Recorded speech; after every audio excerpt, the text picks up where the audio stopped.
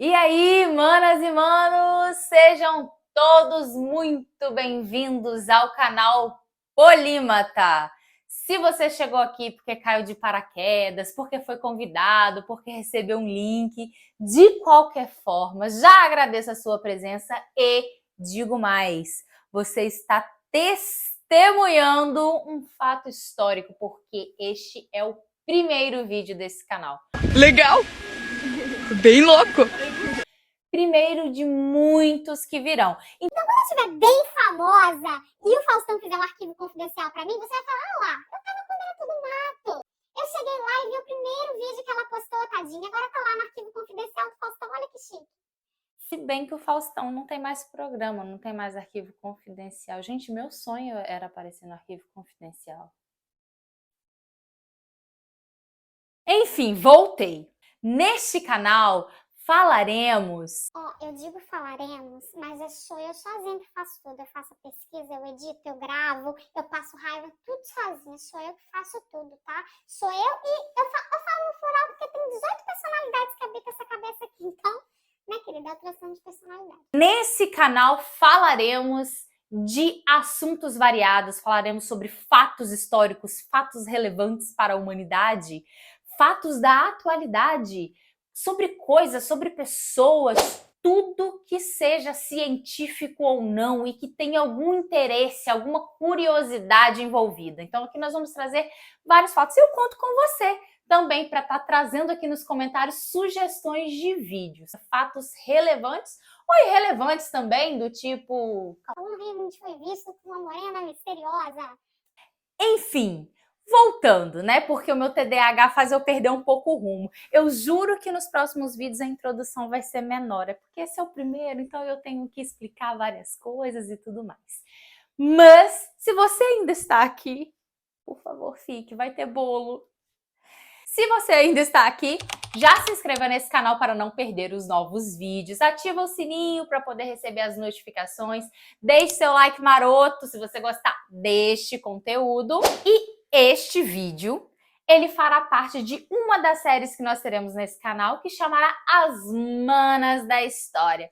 As Manas da História vai ser uma série dedicada às manas que fizeram história neste mundo, as mulheres que deram o nome, que botaram para quebrar, fizeram acontecer e fizeram algo de relevante para o mundo, para a humanidade em si.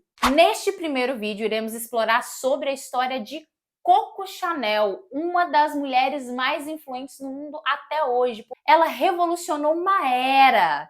Ela mudou a forma como que as mulheres se vestiam e tudo que ela fez lá na década de 20 é refletido até hoje. Mas... alertas de fofoca. Não, não gosto de fofoca, não. que fofoca.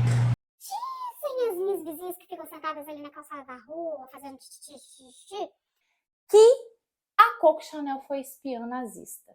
O quê? Não acredito. Pois é.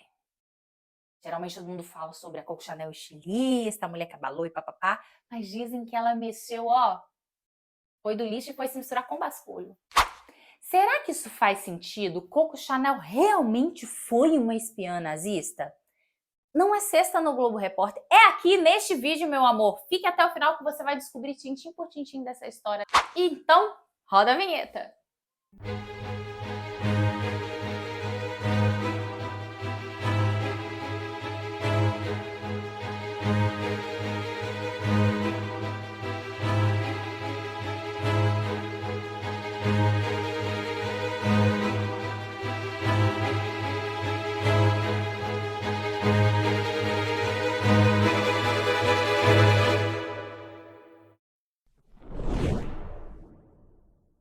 Gabrielle Chanel, mais conhecida como Coco Chanel, nasceu em 19 de agosto de 1883, na cidade de Saumur, na França.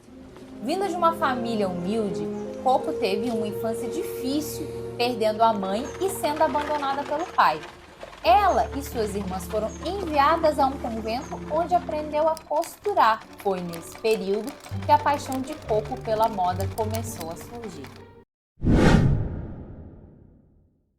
Com 18 anos, Chanel se mudou para um pensionato feminino católico em Moulins. Aos 20, iniciou seus trabalhos como costureira. Nessa época, também cantava em um bar nas horas vagas. Foi daí que surgiu seu apelido Coco, nome que saiu de uma canção de seu repertório que ela cantava junto com a irmã. Vous n'auriez pas vu Coco, Coco dans le Trocadéro, Coco dans le Trocadéro. Foi nesse bar onde ela conheceu Etienne Bausan, um ex-oficial que se tornou seu amante. Com 23 anos, ela foi morar no castelo dele. E não é que ela tenha sido convidada, ela simplesmente arrumou suas malas e foi para morar na casa do Bausan. Ela sabia que ele era uma pessoa influente da alta sociedade e que isso lhe abriria portas, porque ele dava muitas festas e ali ela conheceria pessoas influentes e ela poderia seguir o sonho dela de trabalhar com costura, de ser estilista e não trabalhar mais como cantora no bar. Visionária. Algum tempo depois, numa das inúmeras festas na casa de Bausan, em 1908, Gabrielle conheceu Boy Capel, um membro da alta sociedade inglesa. Este provavelmente foi o romance mais significativo na vida dela. Foi o Boy quem incentivou a Coco Chanel a abrir o seu primeiro ateliê.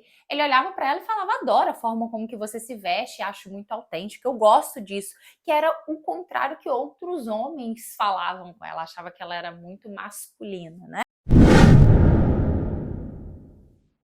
Então, ele incentivou ela, ele financiou para que ela conseguisse abrir o seu primeiro ateliê de chapéus em Paris. Dizem que ele foi a maior paixão dela e que a morte dele, que aconteceu, foi num acidente de carro, teve um profundo impacto emocional na Coco Chanel. E aí, em 1910, quando ela abriu o seu primeiro ateliê de chapéus, ela já começou a fazer muito sucesso, porque as suas linhas retas, o seu estilo mais minimalista, que vinha totalmente contra o que se era utilizado na época, fez muito sucesso com algumas mulheres que prezavam mais pelo conforto, né? Porque naquela época eram aqueles chapéus cheios de plumas, penas, não sei o quê, não sei o quê, não sei o quê, não sei o quê, não sei o quê. E ela já veio ali com as linhas retas, algumas coisas mais simples, chapéus mais leves para serem utilizados. E também, quando ela começou a montar o ateliê dela de roupas, ela já foi tirando o espartilho, roupas muito apertadas, ela foi prezando por roupas mais leves e mais confortáveis. Obrigada, obrigada, obrigada, porque se eu tô aqui com essa roupinha leve, tem dedo dela, né? A Coco Chanel também ficou muito conhecida por popularizar as roupas masculinas no guarda-roupa feminino. Ela já tinha esse costume de utilizar, de pegar, na casa do Etienne Bausan, ela pegava uma camisa dele, customizava, botava às vezes uma gravatinha, jogava um terno por cima. Então isso de ir mesclando essa moda, para não ter que a mulher sempre usar vestido, ela já gostava de utilizar calça. Ela, por exemplo, que gostava de fazer montarias, ficava complicado. Então, assim, a gente tem muito que agradecer a ela por essa revolução que ela fez. Porque pensa aqui comigo, né? A gente batendo aquele pratão de pedra, porque eu não sei vocês, mas eu subo a serra quando eu vou almoçar. E aí, a espartilha apertando, você tá doida, menino? Não ia ter condição, não, eu ia morrer. Então, é isso, mon amour. Ela, de fato, foi uma revolucionária. Ela transformou a moda e isso é perpetuado até nos dias de hoje. Gabrielle Chanel é uma das 10 mulheres mais influentes do mundo. Se for lá no ChatGPT e pesquisar quais foram as 10 mulheres mais influentes no mundo, ela tá ali figurando entre elas, justamente porque ela fez toda essa revolução, ela foi uma pioneira, ela pensou fora da caixa, ela foi tinhosa, porque ela teve que escutar muita conversinha do tipo, ai, as suas roupas são muito masculinas, não gosto disso, porque assim, boy lixo, né, querida, machistinha, existe, ó, né, desde muito tempo, infelizmente. Eu incomodo? Eu estava falando sobre o estilo dela. Ah, seu estilo, sei. Melhor não encorajar muito, senão eu acabo perdendo o alfaiate. Porque a madame quer vestidos sem espartilho, sapatos sem salto, chapéus sem plumas. Essa é a Coco. A senhorita tem razão em escolher a simplicidade. Ah, você acha? Eu gosto quando há um pouco de exagero.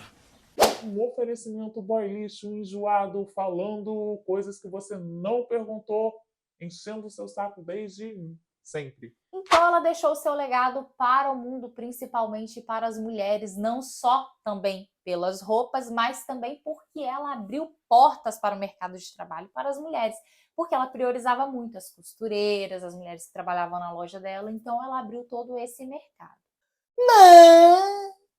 Mas aí vem o outro lado da história, né? Ela foi uma espiã nazista? Fica aí que eu vou te contar essa história. Há registros de que ela tenha sim colaborado com a inteligência alemã na época da Segunda Guerra Mundial. A Gabrielle Chanel, ela já tinha algumas inclinações nazistas, né? Ela já era antissemita. No orfanato que ela cresceu, as freiras davam aula de antissemitismo. Na França, naquela época, 3/4 dos franceses odiavam os judeus porque acreditavam deles serem os assassinos de Cristo. Então já se pregava muito isso. Então ela já cresceu com essa cabeça. O segundo ponto é que ela tinha um sobrinho que boatos, né, dizem que era um filho bastardo dela, mas ela falava que era sobrinho. Não sei. Aí a gente já não consegue, né, fazer um DNA para descobrir, né? Chama o ratinho. Esse sobrinho dela, ele foi preso de guerra. E aí, para liberar o sobrinho dela, ela se envolveu com os nazistas justamente para poder libertar ele. Porém, aí você pensa assim, Ai, tadinha, né? Nossa, ela amava tanto o sobrinho, né? Se envolveu com os caras lá pra libertar o moleque. mas é aí que tá a história. Ela também era amante do Dinklage. E era um oficial alemão do alto escalão. Inclusive, ele era da Gestapo, ISS, que foi aquela, né, que capturou a Anne Frank. Então, querida, não dá pra te defender. Você tava namorando lá com um cara. Amiga, não tenho como te defender. Não tenho como ficar do teu lado. And quando os alemães invadiram a França, eles fizeram do Hotel Ritz o seu quartel-general. E ela dormia lá com ele, com o Dinklage. Ela ficava lá na galera, lá, ó, papapá. Ela ficava lá. Então ela tava lá no Covil da Cobra, andando com a galera lá, se achando na nata. E qual que era a função dela? Como ela era uma pessoa muito influente, por ser uma estilista já muito famosa na época, por também ela conhecer pessoas da alta sociedade desde quando ela estava lá na casa do Balzac, que iam políticos e grandes figuras da época, então ela conhecia, tinha esse entra e sai dela. Ela tinha essas amizades poderosas, então assim, Winston Churchill, vários outros políticos, duques e tudo mais. Então ela ficava fazendo esse leve e trás, trazia informações dos aliados para os alemães. Outro ponto também, aí esse é fedido, né, querida? Que ela tinha uma inclinação muito pessoal para estar gostando de tudo isso que estava acontecendo. Não, vamos combinar, né? Vamos contar a fofoca direito, porque a fofoca contada pela metade, ela pode matar um fofoqueiro. E eu não quero nenhum fofoqueiro morto aqui. Vou te explicar essa treta direitinho, porque essa tem relação comercial. Ela também tinha um interesse comercial com essa perseguição dos judeus. O que acontece é que naquela época, as bolsas, sapatos, roupas, chapéus, ela tinha maior participação de lucros da empresa. Só que ela tinha 2 irmãos que eram sócios dela nos negócios da Chanel, que eram os irmãos Wertheimer. Esses irmãos, eles tinham a maior parte do lucro deles vindo do perfume.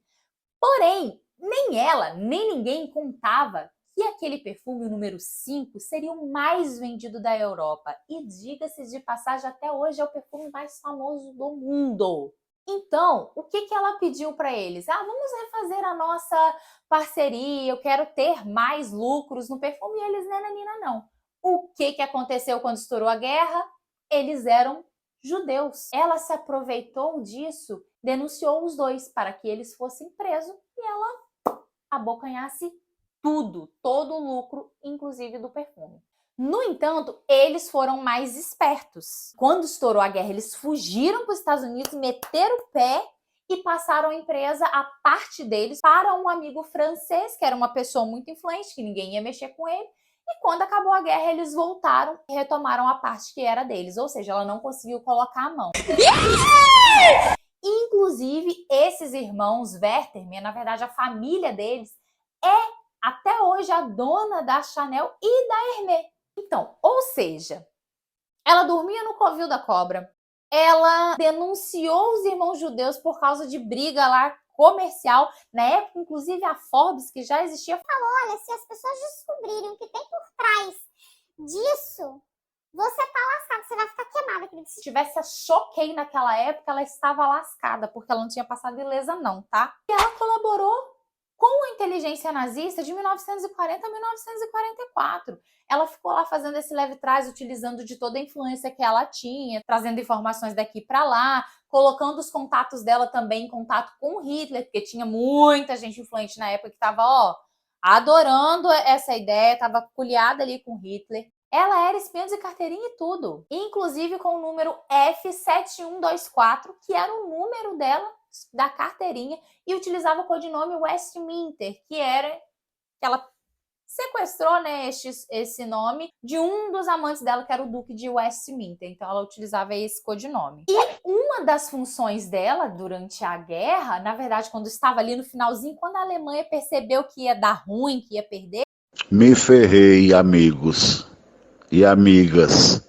Ela que foi uma pessoa enviada para poder ali conversar com o Churchill, para que ficasse menos ruim para os alemães quando a guerra acabasse e eles perdessem, né? Só que ela teve toda a tentativa dela frustrada. Winston Churchill não aceitou fazer nenhum acordo de armistício com a Alemanha, e foi isso, minha filha. Então, assim, como espiã nazista, a senhora é uma ótima estilista, querida. Não era nem para a senhora ter mexido com esse negócio. E aí, quando a guerra acabou, o que ela fez? Ela meteu o pé para a Suíça, morrendo de medo, né? Porque as pessoas naquela época começaram a ser julgadas, quem fez algum tipo de colaboração, inclusive as mulheres que fizeram colaboração horizontal com os nazistas. Não, assim, eu não sei se você sabe desse termo, né? Porque cooperação horizontal é pessoa deitadinha, horizontal. É isso. É isso mesmo que você está pensando.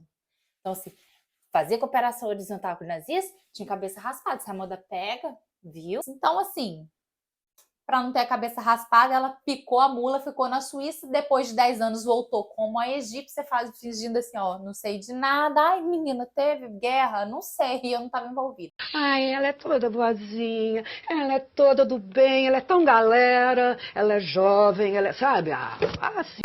Veio fazendo a louca, conseguiu ainda um acordo com os irmãos Wertherman e retomou a parte dela na empresa.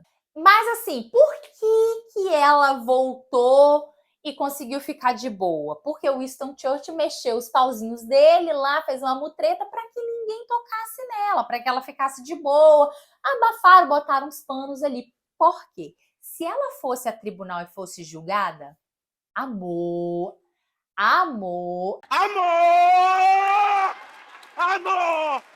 ela ia hablar. Ela ia hablar e ela sabia de muita coisa, né? Lembra que eu falei que tinha muita gente grande envolvida? Pois é, ela poderia entregar muitas pessoas que estavam ali envolvidas. Então, assim, deram um cala-boca, você não fala, ninguém fala, todo mundo faz ó de sonso. Inclusive, o Eduardo VIII, que era o tio da Rainha Elizabeth, sim, tio da Betinha, aquele que chegou até a ser rei por um tempo, mas depois abdicou aí do trono para poder viver um romance com uma americana aí, que não era da realeza nem nada. Casos de família, aí já é uma outra história, um outro episódio. E aí depois que os aliados libertaram a França, ela foi chamada algumas vezes para depor, mas ela sempre fez a egípcia. Eu, com nazi, jamais. E aí ela começou também, dizem que começou a pagar algumas pessoas que sabiam desse envolvimento para dar um cala-boca em todo mundo, cada um na sua, ninguém mexe com ninguém. E também ela ficou por muito tempo mandando dinheiro pro Dinkley, que era o amante dela, porque ele estava exilado. Então ela ainda ficou fazendo aquela ajuda de custo ainda para nazista no pós-guerra. E foi assim. Viveu o resto da vida com o rabo preso, com medo das pessoas descobrirem quem ela foi durante a guerra. como ela esteve envolvida. Então ela tentava abafar o caso, mas essas coisas surgem. Inclusive teve um livro que foi escrito sobre a vida dela e tem essas informações de fato, mostrando ali, tintim por tintim, fato a fato, que ela realmente estava envolvida com o nazismo nesse período. E aí eu te falo, já tinha nome, já era uma estilista famosa, minha filha, já estava assim, com a vida que queria. Precisava disso? Não precisava. Não precisava. Mas é aquela coisa, né? A pessoa, nem todo mundo nasce com a ética. Ela tinha ali na cabecinha dela que aquilo ali estava fazendo sentido, e aí ela seguiu por esse mau caminho e acabou que teve essa mancha enorme no nome Coco Chanel, que inclusive em alguns momentos as pessoas tentam sabotar até hoje a marca por causa disso. Então, assim, sem dúvida, ela foi sim uma mulher revolucionária, uma mulher à frente do tempo dela, uma mulher que fez muito, principalmente para as mulheres. Só que ela tem essa mancha no histórico dela, ela tem esse zero bem vermelho no histórico dela, bem horrível, porque assim, se tem uma coisa que não dá pra abafar, que não dá pra passar pano, amor, é a pessoa que se envolveu com nazistas. Não dá pra passar pano. Revolucionou, transformou a indústria fashion? Sim. Fez bastante coisa legal? Fez. Mas ó, não dá pra ignorar esse fato. Então ela é até hoje essa figura complexa que envolve esses dois lados. E agora me conta aqui nos comentários, você já sabia desse bafão? Você já sabia desses dois lados da história da Coco Chanel? Me fala. Deixa aqui também nos comentários sugestões para próximos vídeos, coisas que vocês querem que eu conte aqui, trazendo um bom humor, talvez um tom de fofoca também, né? Porque com tom de fofoca a gente parece que se interessa mais, né?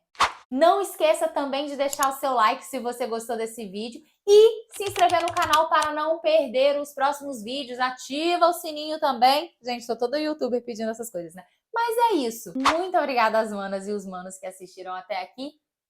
Um beijo e até a próxima. Mulher doida, vai mexer logo com o nazismo. Isso que é louca.